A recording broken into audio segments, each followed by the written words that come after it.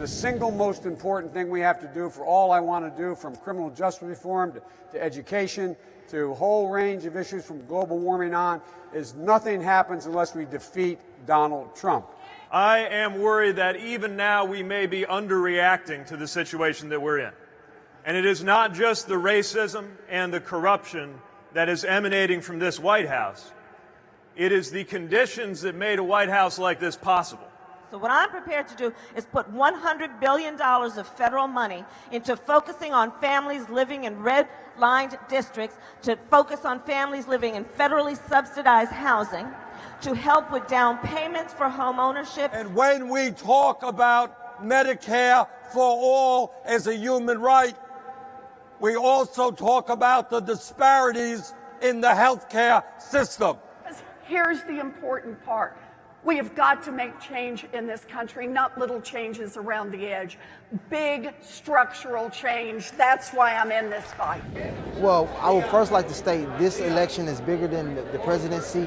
I really believe this 2020 election is going to determine the next 2 generations of Americans, from the next 70 to 100 years. The policies, the federal judges that are being put in place are not a reflection of the diversity and inclusion America has said. We want to do what Dr. King told them back in the 60s. We want you to be true to what you said on paper, Miss America, that this is the land of the free, the home of the brave, where one nation under God, where all men rights are created equal. So what is your plan to bridge the economic disparities for Black and brown America in areas of home ownership and access to capital?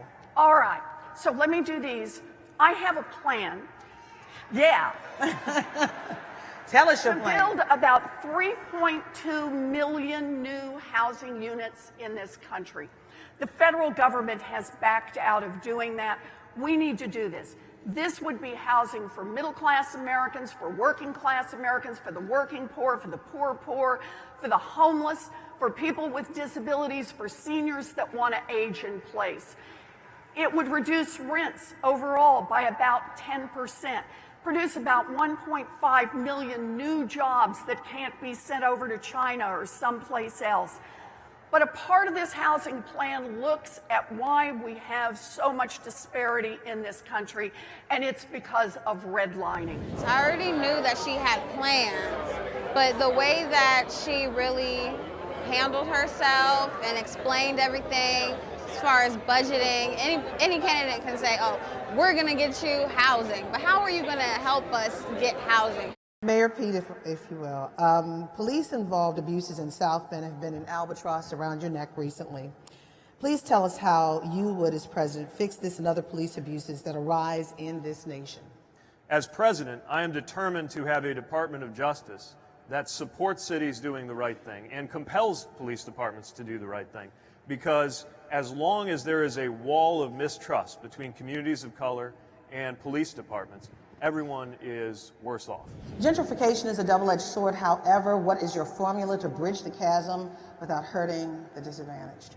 Gentrification. Yes, sir. Look, we got a major crisis in this country in terms of affordable housing. All right? And it's not just that we have 500,000 people sleeping out on the streets today.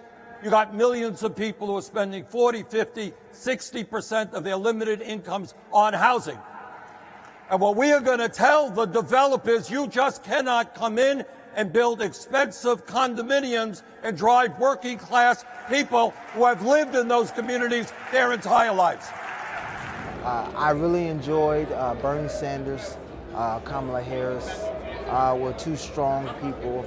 And Bernie's policies and his history, his track record has shown him to be a proprietor of criminal justice reform and criminal justice from the 60s till today. I want to ask you about a few high-profile cases and how you would have handled them if elected president of the United States. Would you have charged the officer accused of the choking death of Eric Garner, yes or no? Well, you know, I was just actually with Eric Garner's mother yesterday.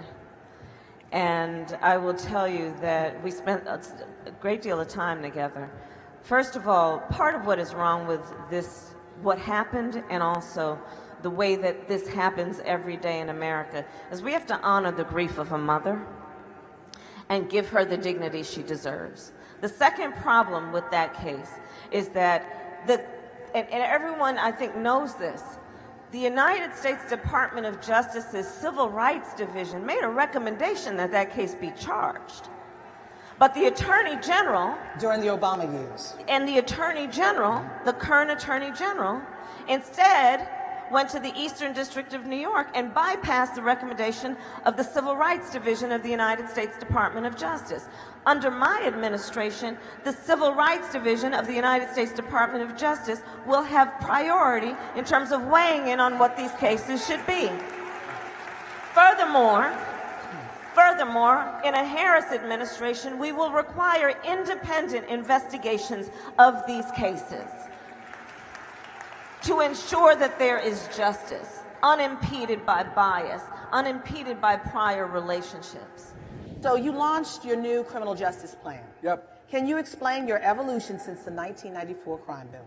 Well, by the way, let's get straight with what the 1994 crime bill was. 1994 crime bill, we had a gigantic epidemic in America of violence, particularly in African American communities. Now, Jesse and I disagreed a little bit in this, but in my community, the notion was overwhelmingly supported. It was supported by the Black Caucus in the United States Senate, by and large. Some members. The majority supported it. The majority supported it, and black mayors supported it. But here's the deal. What happened is we lost the election 2 years later. We're unable to, every major initiative needs to be reformed. And we have now a systemic problem and too many African Americans in jail right now. So I think we should shift the whole focus from what we're doing in terms of incarceration to rehabilitation. I think we should be in a situation where anybody convicted of a drug crime, in fact, goes before the drug courts that I set up. We should fund it $400 million a year. I will challenge people to do their own research and also consider everything and look into, the previous things that they've done in the community before and how it relates to them as minorities. I want them to keep their ears open and be positive towards this election because there's going to be a lot of negativity, moving forward to 2020.